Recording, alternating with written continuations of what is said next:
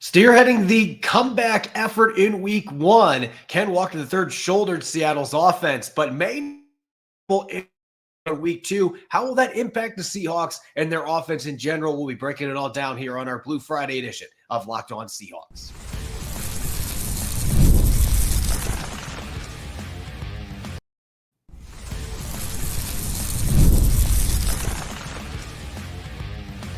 You are Locked On Seahawks, your daily Seattle Seahawks podcast, part of the Locked On Podcast Network, your team every day.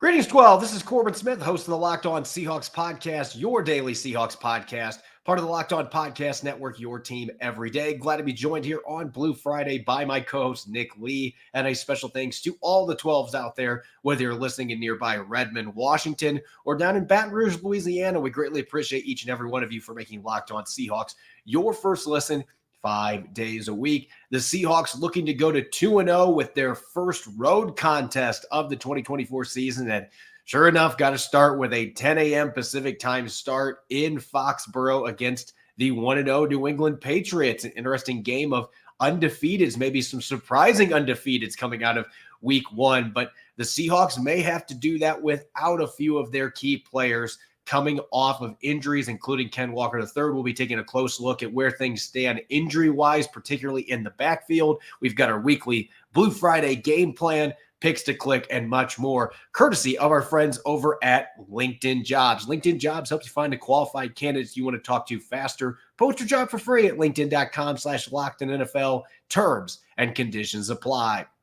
Now for your lead story here on our Blue Friday edition of Locked On Seahawks. It may only be week two, but the injury report is looking like middle of the season form for the Seattle Seahawks, with 6 players as limited on Thursday. They also had 4 players that were out. We already know Uchenna Nwosu will not be playing in this game. Mike McDonald confirmed that before practice on Wednesday. So they had already ruled him out at that point. And Nick, obviously there's some pretty big names here. Tyler Lockett, we expect, is going to play. He's been limited by a thigh injury for the last month, but looked pretty darn good out there on Sunday in the win against the Broncos. Noah Fant is now a full participant with his toe issue, so he looks to be trending in the right direction.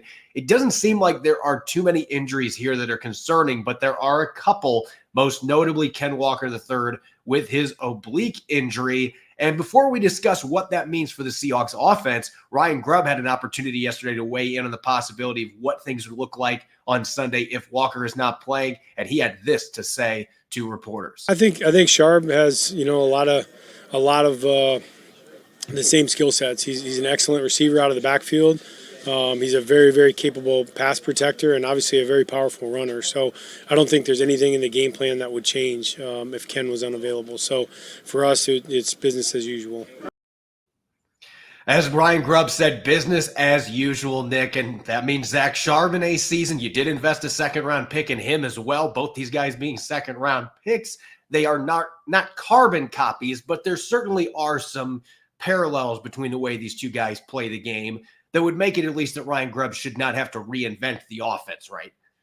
Certainly not. And, whenever a coach starts commenting and complimenting the backup, that could certainly kind of hints at something. And, as Mrs. Potts once saying, it's tale as old as time. The Seahawks do struggle to keep their running backs healthy with, just kind of the nature of how they run things up here with how physical they want to be.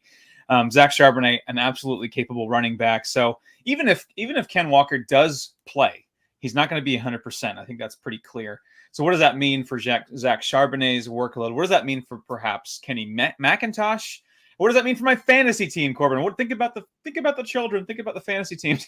I got friends yelling at me about the status of Ken Walker, who I told them to draft Ken Walker in drafts for fantasy. So lots of implications, obviously, but the most important ones are, can the Seahawks run the ball successfully against a fairly decent Patriots defense? But obviously, he's the big headliner there, Ken Walker, and we still don't quite know his status for perhaps Friday's injury report. Maybe there's a big surprise, but I think we both can agree he's probably a game time decision. And kind of leading, I'm reading those comments from Ryan Grubb as that you might see even a bit more of Zach Charbonnet, even if Ken Walker does play. So Maybe he does need to defend his Angry Runs title from last year. So maybe Zach Charbonnet gets back. And Ken Walker actually was a finalist last week. Fun fact, with that suplex he had.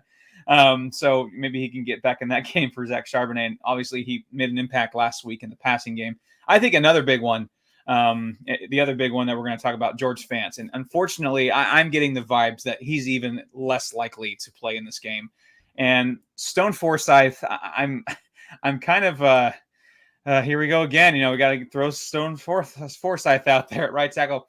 And looking at the numbers, he wasn't he didn't crater, but he obviously didn't make headway in George Fant's absence. So that could loom large, especially, these two things kind of go hand in hand. If you don't have George Fant, perhaps the run game won't be as effective. Yeah, it's interesting because I didn't think that Fant played well at all before he left the game on Sunday last week. I thought he was maybe the weakest link on that offensive line the first couple drives. He gave up the sack at the beginning of the game. He gave up pressure, even though the hit that was made on Geno Smith was not from him. He gave up pressure on that second play that got picked. He did not look very good in that game, to be honest. But he is your veteran presence. He has started a lot of games. Stone Forsythe came in and immediately gave up a sack after he checked into the game. So it's not like things just suddenly got better. I did think Forsythe played okay in the second half. There were some missed blocks, but I'm with you based on the things that I've heard and just reading through the tea leaves. It seems far more unlikely to me that George Fant is going to be playing in this game than Ken Walker III. Now, here, maybe even during the course of this live show, we may have the injury report and we can say, okay, we know Ken Walker III is questionable or he's out or whatever. But at least with that one, it seems like Ken Walker truly would be a game time decision. They'll see where he's at. George Fant, I would be leaning towards they've probably already made the decision that he's going to be out, but they wanted to see how things were this week. There are some other players like Pharaoh Brown, their veteran tight end. Mike McDonald acknowledges Wednesday he wants to play against his former team, the Patriots, but maybe not the best omen that Wednesday he was limited and then Thursday he was a non-participant. Going down that quickly, that might not be a good sign that he is going to be ready for this week. They're already going to be without Uchenna Nwosu. So there's going to be at least one or two key players that are not going to be playing in this game for the Seahawks. And if Ken Walker III's down, listen, Ryan Grubb's right to an extent. Zach Charbonnet actually had more catches last year than Ken Walker III did. Now, he didn't have as many receiving yards, a lot of quick dump downs, but he is a reliable receiver. He is a better pass protector.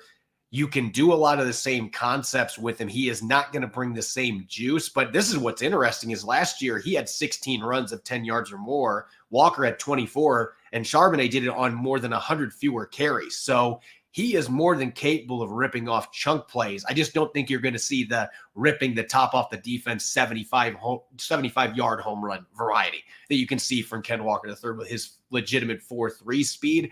So I think that it really doesn't change your playbook that much. It takes away some of those explosives, the long explosives that Ken Walker III can provide your offense. And maybe it gets this Patriots defense. Charbonnet's more downhill, hard, heavy, bringing it, grinding, bruising style actually works better. We just have to wait and see. This could be a game the Seahawks have to throw the ball a little bit more anyway. And we know that both Charbonnet and McIntosh can catch the football. So at the end of the day, I think Ryan Grubb's assessment's correct that it's not going to change the way they're running their offense. But let's not act like there isn't a drop-off in terms of overall explosiveness, because Ken Walker III is one of those dudes, those few guys in the league that really can take the top off a defense anytime he touches the ball. Charbonnet can make big plays happen, but he is not the same caliber of juiced-up athlete in that regard. Yeah, and also, let's also not pretend like that it's completely congruent as far as skill set. You mentioned there are some similarities between the two. Zach Charbonnet, I do think, plays a little bit different of a game. Now, them not saying they're not going to change the offense could be, they had a game plan that both of them could fulfill anyway against the Patriots. We're going to get into that in a second, which I agree. I think you bring up a good point. I think the skill set of Zach Charbonnet does favor this matchup with the Patriots. Again, we'll get into that. Led the team last year in yards per carry, so that's a plus for him. He's already got a touchdown this year in the passing game. I think Zach Charbonnet will fill in admirably. He's already shown he can. Like you said, same pretty much draft pedigree, different style athlete, but I think the Seahawks are at this stage right now where they kind of have a luxury where they have Zach Charbonnet there. There is, you look around the league, there is a much larger drop off between RB1 and RB2 than the Seahawks have. So that we should count ourselves lucky in that regard.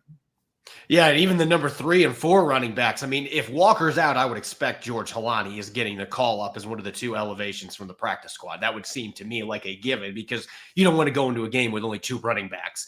I mean, Laviska Shenault maybe can play there if you had to, but I don't think the Seahawks want to be put in that position where if Charbonnet and McIntosh get banged up, that they have to turn to Shenault as their main running back. I don't think that they want to end up in that situation, but we should know. We may even be able to update later in this show who's going to be playing when the Seahawks final injury report comes out. But for now, it is wait and see on Ken Walker III, George Fant, and several other Seahawks heading into week 2. When we come back, it's Game Plan Friday. It's time to open up the playbook. It's time to open up the game planning session. Let's figure out how to beat the New England Patriots in Foxboro in a 10 a.m. Pacific time start. We'll get to that coming up next here on our Blue Friday edition of Locked On Seahawks.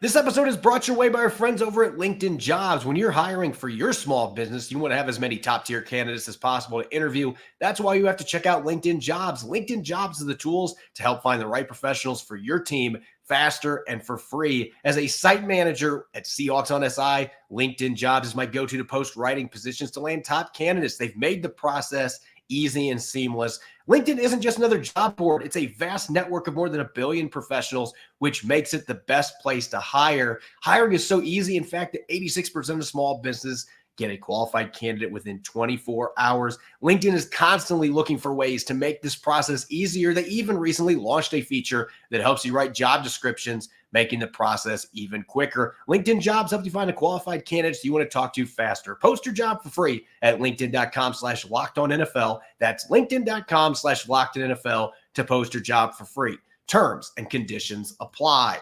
This episode is also brought your way by FanDuel. You've heard us talk about FanDuel, America's #1 sportsbook. Well, we have something a little different for you. Now through September 22nd, all FanDuel customers can bet $5 and get a 3-week free trial of NFL Sunday Ticket from YouTube and YouTube TV. With a YouTube TV base plan, you'll be able to watch every regular season Sunday afternoon out-of-market game. All you need is a Google account and current form of payment, and you can cancel anytime. Bet on everything from DK Metcalf scoring 2 or more touchdowns against the Patriots at plus 1,900, or Jackson Smith-Njigba to be the first player in Sunday's game with a 30-plus yard reception at plus 300. Just throw in a $5 bet and you'll get 3-week free trial to NFL Sunday Ticket from YouTube and YouTube TV. Just visit FanDuel.com to download America's #1 sportsbook.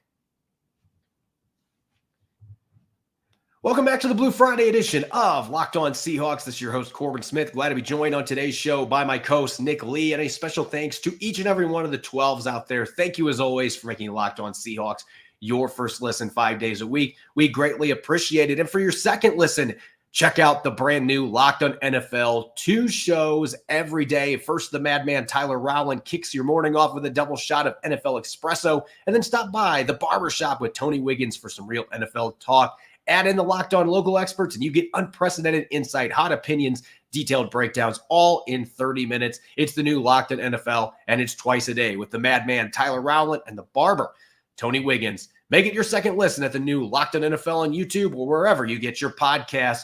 Okay, Nick, we are now officially in week 2 preparation. In fact, the hay is almost in the barn, as the coaches like to say. The Seahawks right now wrapping up their final practice, and then they will be hitting the air to head to Foxboro, traveling today instead of tomorrow, with it being an East Coast game at 10 a.m. Pacific time start. The game planning has already happened, but here on Locked On Seahawks, we are just getting to the juicy stuff here. As far as a game plan to beat the New England Patriots, who are coming into this game at 1-0, just held the Bengals to 10 points in Cincinnati last week. So certainly an impressive debut for Gerard Mayo and his new coaching staff. Let's start on the offensive side of the football for the Seahawks going up against that stingy Patriots defense. Going into this game, what's the first check mark that you think the Seahawks need to make sure that they take care of heading into this game to be able to move the football and put some points on the board against a team that nearly shut down the Cincinnati Bengals last week? Well, first of all, we can't have Jackson Smith-Njigba with only 2 targets. Let's start there.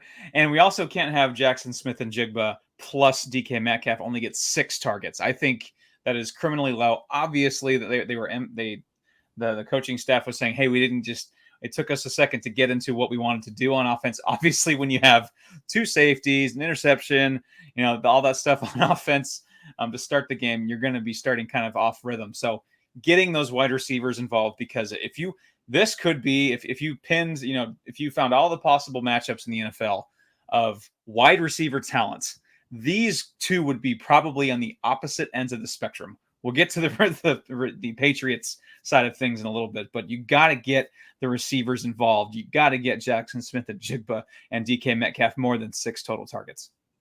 Bust out the man beaters, because the New England Patriots this past week, it was interesting. They ran the most cover 1 of any team in the NFL in week 1. And that's not a surprise with the system that they are implementing. New England has ran a lot of man coverage over the years under Bill Belichick. That's continuing now here with Gerard Mayo and his new coaching staff. But you've got to have the man beaters ready, because your receivers need to stand up. DK Metcalf, Jackson Smith and Jigba, Tyler Lockett, Jake Bobo, Laviska Shenault and company. Look, you guys should be able to win in man-to-man matchups against the New England Patriots. Make them pay for playing those cover 1 schemes, the man coverage schemes where they're playing man underneath. You ought to be able to tear this defense up with some mesh patterns and with all the other man beaters that you can bust out of your playbook, and just take advantage of the pure talent you have at receiver. You should be able to win those one-on-one matchups consistently with DK Metcalf and Tyler Lockett and Jackson Smith and Jigba in the slot. And so to me, the man beaters, that's number 1. 2, I think you got to really attack the middle of the field against this Patriots defense. Going back and watching the game that Cincinnati just played, they did not focus on getting the ball to their tight ends very much, but Juwan Bentley, one of the Patriots linebackers, he gave up 7 catches on 7 targets for 62 yards. And he has been a player in the past that's had his share of issues in coverage. Get those linebackers in position where they have to defend against tight ends, slot receivers, running backs even. Figure out ways to get ideal matchups where you can attack the middle of the field against those linebackers. And even the safeties, Jabril Peppers has been banged up. He's playing through a hip injury right now. This is a linebacking group and safety group that it feels like the Seahawks have the tools, the talent to be able to attack that group. And that means, hey, play DK Metcalf in the slot some and let him go after some of these linebackers in coverage. I just feel like that is an area, even running the football, Zach Charbonnet with that more physical downhill hammer style, it may play into the Seahawks having a little bit more success this week against this Patriots linebacking crew. But I just feel like the middle of the defense is where the Seahawks have the ability to attack in this football game. Yeah, you hear sometimes the offensive coordinator say, find the rat on the defense and attack him. I'm sure Juwan Bentley's a fine person. I don't know much about him, but he's the rat in this scenario. 7 targets and 7 catches allowed, 58.6 cover grade, which isn't great. He's also he's also has the worst run defensive grade on the whole team, second worst linebacker run defensive grade in the entire league during week 1. And I'll throw some numbers at you, Corbin. The Bengals were 11 for 13 for 93 yards when targeting passes over the middle. And they also, I thought this was interesting, the Bengals averaged 6.3 yards per carry running between each A-gap, like just right up the middle. They averaged 6.3 yards per carry. And I think that does favor Zach Charbonnet. So, yeah, just targeting the middle of the field, because those two kind of go hand in hand with beating the man. The man coverage, you get those, like you said, the crossing, the mesh routes. And it doesn't have to be tight ends and running backs. It could be receivers too. But yeah, getting those linebackers in positions of conflict and just really exploiting that part of the field. Let's go now to the Seahawks on defense. Now, this is a Patriots team last week that barely passed over 115 yards, but they ran for 170. They are not secretive about what they want to do. They make it known in press conferences. We are going to run the football. They ran for 170 with Ramondre Stevenson and company. This is a offense that's got some injuries they're dealing with, particularly the left side of the offensive line. City So is not going to start at guard this week for the second straight week. So the Patriots have some question marks for their offensive line, but they were still able to get downhill. They were able to run the football with physicality last week against Cincinnati Bengals, and that is ultimately what led them to the 16-10 win. Jacoby Brissett did not throw very much. He only had 5 play action passes in this game. They really put the title of game manager in his hands and had him hand off the football a lot. And they're going to want to try to do that again, playing in front of their home crowd to try to slow down this Seahawks defense. Yeah, I mean, the offensive line, if you look at some of the Pro Football Focus rankings, they are dead last. I mean, the offensive line has had, health issues, and when they've been healthy, they have not been great. Give them credit; they did execute a game plan fairly well against Cincinnati. They're 28th in pass block win rate. So what I'm going to say is, put Jacoby Brissett on his back. Anytime that they decide, one of them maybe 7 times they decide to throw the ball, drop back with Jacoby Brissett, just straight drop back, put him on his back. I mean, the interior line, I mean, Andrews, the center is okay, but, the Leighton Robinson had a rough game, 5 pressures allowed, the right guard. I mean, I think the Seahawks have a top 3 as far as talent level in the interior defensive line in all of football. You got Leonard Williams, Jaron Reed, and Byron Murphy. I mean, stunt those guys around, get the offensive line, especially the interior of that offensive line, maybe confused and trying to, right before the snap, they're still trying to figure out who they're supposed to block. And all of a sudden they're twisting, and you got Byron Murphy, who's just an absolute freak of a freak, going off in all different directions. Leonard Williams, pretty much the same thing. So getting them and talking about positions of conflict, doing that with the interior offensive line, with just your uber talented defensive line, because not only will that help with some of the pass rush, which they've struggled in protecting Jacoby Brissett, but getting Ramondre Stevenson on his heels a little bit, trying to figure out what gap to hit, closing those windows a bit, because he's a very talented back. He's probably their one, if I'm not going to say only hope, because they're an NFL team, but they're probably relying heavily on the success of Ramondre Stevenson to beat the Seahawks. So getting the defensive line in positions where they're on the attack mode in pass and run would be a huge for this game. You mentioned the 180-degree difference between Seattle's receiving core and New England's receiving core. Now, KJ Osborne is a solid player. He put up decent numbers in Minnesota. The Patriots signed him in free agency. We know Jalen Polk had a really good college career at Washington. Ryan Grubb, the OC for the Seahawks, knows him very well. But I think this is one of those rare games in today's NFL where, from a game plan standpoint, you're saying we are going to put our coverage game plan into the tight ends and the running backs. We are not going to let Austin Hooper and Hunter Henry dominate this game. We're not going to let them get some plays that stretch the seam. We are going to take the tight ends out of the equation, and we're going to say, okay, KJ Osborne and Jalen Polk and the rest of this no-name receiving core, go out and beat Devin Witherspoon and Reek Woolen. We dare you. Go out and beat one of those guys downfield. I think this is a game where you put the ball in the receiver's court, and then you say to Jacoby Brissett, hey, we're going to take away those short intermediate passes to the tight ends. You got to show us you can beat us outside the numbers to your receivers. And if he's able to do that, then you tip your helmet to him. But I think that is a good calculated game plan risk to use going into this game, because one of New England's better receivers, Michael Bourne, is on the PUP list. They don't even have him available for this game. So this seems like an opponent that the Seahawks ought to be able to not only make things confusing up front for the offensive line, but take away those tight ends, take away the middle of the field in the short intermediate passing game, and say, okay, Jacoby Brissett, you got to beat us outside the numbers to your receivers that weren't able to really do that against Cincinnati last week. You guys didn't try much, but you weren't able to do that. Can you do it against our star-studded secondary, particularly our corners, and force Jacoby Brissett to throw at Witherspoon or Woolen, and just see what happens if that plays out that way? So I think you take the tight ends away and you force the receivers to beat you in this football game. When we come back, we are going to switch gears to our picks to click, and of course, our game predictions. Nick and I are both 1-0 since we picked the Seahawks to beat the Broncos last week. We'll see what we think going into this road opener against the Patriots. That'll be coming up next year on our Blue Friday edition of Locked On Seahawks. This episode is brought your way by Prize Picks. Prize Picks is America's #1 daily fantasy sports app with over 5 million active members. And Prize Picks is the easiest and most exciting way to play daily fantasy sports. Unlike other apps, on Prize Picks, it's just you against the numbers. One Caleb Williams passing yard gets you 1 win on Prize Picks every week in September. That's right, only 1 yard gets you an automatic win every football weekend in September. 4 weeks of free W's. Don't miss this deal on Prize Picks because it's gone when September ends. For week 1, I'm going to be projecting Zach Charbonnet to surpass 0.5 rushing, receiving combined touchdowns, and Geno Smith to surpass 221.5 passing yards on Prize Picks. You can now win up to 100 times your money on Prize Picks with as little as 4 correct picks. Download the Prize Picks app today and use the code LOCKEDONNFL and get $50 instantly when you play $5. That's the code LOCKEDONNFL on Prize Picks to get $50 instantly when you play $5. You don't even need to win to receive the $50 bonus. It's guaranteed. Prize Picks, run your game.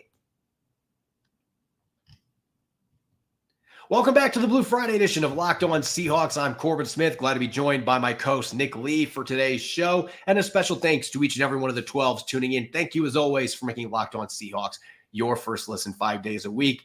We greatly appreciate it. The Seahawks hitting the road for the first time in 2024, going to Foxboro to face the New England Patriots, the 1-0 Patriots, coming off an impressive road win in Cincinnati. It's going to be a hostile environment, a 10 a.m. start. There's a lot of challenges the Seahawks are going to have to deal with in this game. Let's get to our weekly picks to click.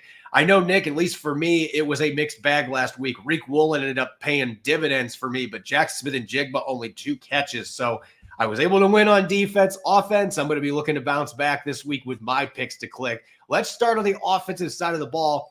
Who is getting that nomination for you in week 2 and why?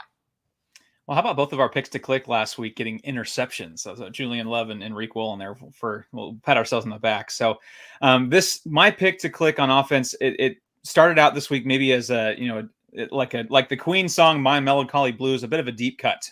But as this week has progressed, Zach Charbonnet is looking less and less like a perhaps deep cut pick to click, because he might get a nice big workload. And we're not quite sure what the status of Ken Walker III is right now as of Friday afternoon here. We haven't got the injury report. But even if he does play, like I mentioned, I like the matchups with Zach Charbonnet and the interior defense of the Patriots. I like his skill set, complementing Ken Walker III if necessary. He's going to get, I think, at worst, an RB1B, or 1A, 1B kind of workload, maybe even the top dog. So I'm expecting a good workload from him. And even if Ken Walker does play, Zach Charbonnet's got some playmaking ability. We've seen that already. We saw that last week with his touchdown catch. So I'm expecting, with Ken Walker banged up, he's effective against Denver. And I just like him getting some quality touches, whether that be in the run game up the middle or in the pass game. Enough touches to make my pick to click worth it here. Yeah, I'm going to take a deep cut too, because I was thinking DK Metcalf, and I thought, Tyler Lockett's your hot hand. Maybe he keeps things going in Foxboro, but I'm going to go with Noah Fant. And look, I have a really bad track record when I have picked Noah Fant for picks to click. In fact, I went back and looked last year.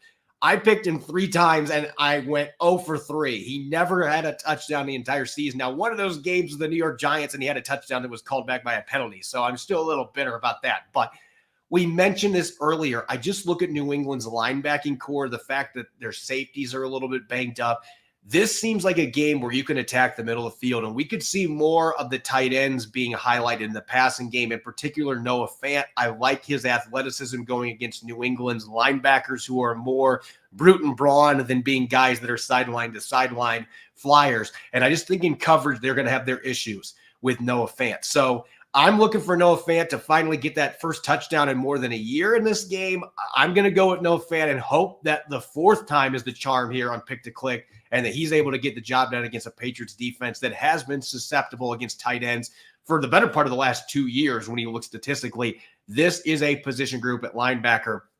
Feels like the Seahawks can game plan, can scheme a little bit. If you get some man-to-man with those linebackers on Noah Fant, you ought to be able to chew up the Patriots with your passing game. So I'm going to take this deep cut and go with one of the non-star receivers here. Let's get Noah Fant his first award on pick to click. Let's go to the defensive side of the football now, Nick. And this one feels like it was one that I had 3 or 4 names that immediately popped up, and then I just kind of had to choose one of them, because it seems like there could be a number of guys that could have impact games against New England.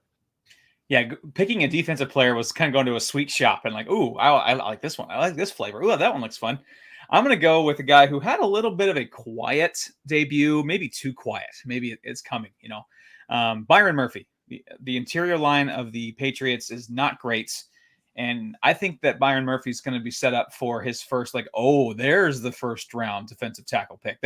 That's why they took him in the first round. He didn't quite have that moment in the first game. I'm not saying he had a bad debut. His grades are, middling, 2 pressures, one of 7 guys with 2 pressures.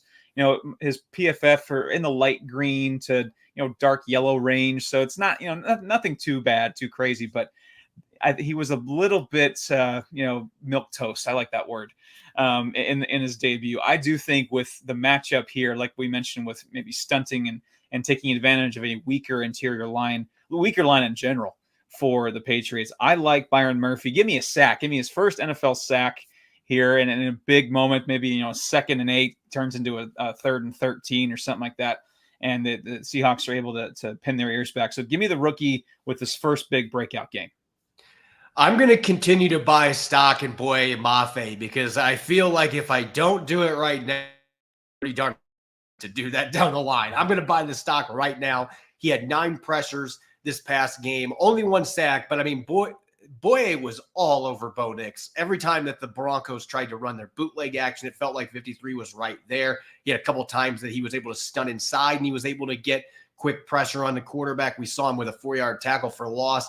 I'm looking at Vidarian Lowe, the left tackle for the Patriots, and I'm looking at this matchup and thinking Mafe is going to get a lot of snaps on that side of the ball. One-on-one against Lowe, I am taking Boye Mafe to have a big game. In fact, I think he gets not 1 but 2 sacks on Jacoby Brissett, who is athletic, but he is not a top-line dual-threat QB. He still wants to be in the pocket. I think Boye Mafe is going to have success against Vidarian Lowe. I think he's going to make some plays against the run as well. He's going to play a ton of snaps again with the Uchenna Nwosu not playing. So I think this is another big game on tap here for Boye Mafe, who looks to be on the cusp of stardom in this defense. They're going to move him around some. I could even see him getting one of those sacks coming from an A gap because they're going to move him around the line of scrimmage a lot more than what the previous coaching staff did. Take advantage of this guy's really freakish athleticism at 260 pounds. I think Boye Mafe has a big game. Let's get to our predictions now. You and I both picked the Seahawks to beat the Broncos last week, and even though in the first half it didn't look like it was going to happen, the Seahawks were able to come back and get the victory. Now you get to go to Gillette Stadium, your first road game, a 10 a.m. start. There's always tricky for the Seahawks, even though Pete Carroll seemed to have found a pretty good formula. We'll see what Mike McDonald retains from that for this Seahawks team, but it's an early start against a team that mirrors the Seahawks in a lot of ways in terms of their physicality and the way they coach their football team, particularly on defense. How do you see this game playing out, Nick? Well, all I've read all week is what a dirty, rotten liar week 1 is. Just league-wide, what do you take? It's like panning for gold. You're going to get the black sand, the pyrite, the quartz, the fool's gold. You want to know what is actual gold. I think the defense for the Seahawks could be actual gold. But, are the Patriots, was that more the Bengals looking inept in September like they have in the past? Or is that the Patriots all of a sudden looking like upstart, underdogs that looking to shock the world? I do think it's the former. I do think Jacoby Brissett at this point in his career, it's safe to say, is a better quarterback than Bo Nix making his first NFL start. So we can start there. But I do think this is not a great Patriots team. Offensive line's terrible. So I do think the Seahawks win this game. And I think it looks like the Seahawks are still allergic to multi-score wins, 2+ score victories, just a margin of victory there. So I'm going to go with a 1 possession game. It's close. It's a kind of a slugfest early, like we've seen before, and we kind of expect with how these two teams have kind of built themselves. So I'm going to go 24-17. The Seahawks win. It's going to be a close battle, road game, like you mentioned, hostile environment, 10 a.m. start, all those things working against the Seahawks.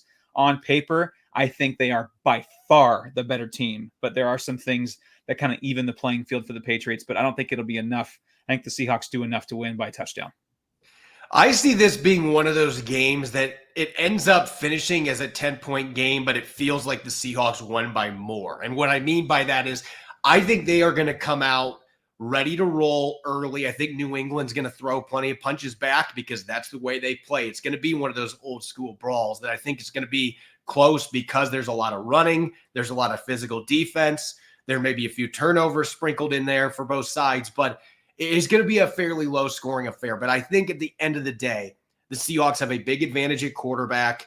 I trust Geno Smith in the second game to be able to elevate his play a little bit. I think his receivers are going to be more impactful on the outside, especially if Ken Walker III's not able to play in this game and they need a little more from their passing attack. I like their receivers against New England's secondary. I know there's some good young talent like Christian Gonzalez, but I'll still take DK Metcalf in that matchup. I like Metcalf going against him. I just feel like this is a game where talent is going to start to come to the top of the cream is going to rise to the top of the crop a little bit here. When we talk about the Seahawks in the second half, they're going to find a way to get their offense going a little bit. I think the defense, New England, to me, if you can get Ramondre Stevenson slowed down and you put the ball in Jacoby Brissett's court with the lack of weapons on the outside, I still think this plays into Seattle's hands. So I'm actually going to go with 23-13. I think it's a game that's fairly close early in the game. And then I think, 10 points in a game like this low scoring is going to feel insurmountable. But I think Seattle is going to find a way to take command in the second half with their physicality. And I just think that they are the more talented football team on both sides of the ball. So you and I both going with a Seahawks road victory. I'm not taking New England lightly at all. I just think that it's week 2. It's not week 1. I have a feeling we're going to see some things from the Seahawks we didn't see last week on the positive side that they're going to use to beat a team that, quite frankly, does not have as much talent as they do on both sides of the ball. As always, you can follow me on X and Threads at Corbin Smith NFL. You can follow Nick at NickLee51. Make sure to subscribe to Locked On Seahawks on YouTube and wherever you listen to your podcast to make sure you don't miss a single episode. Don't forget, on Sunday after the game, we'll have our weekly post-game show, Game Balls. We'll have 3 up, 3 down, key storylines, hopefully coming out of a second Seahawks victory, this time in Foxboro. Hope you'll be listening in and enjoy the rest of your Friday. Go Hawks.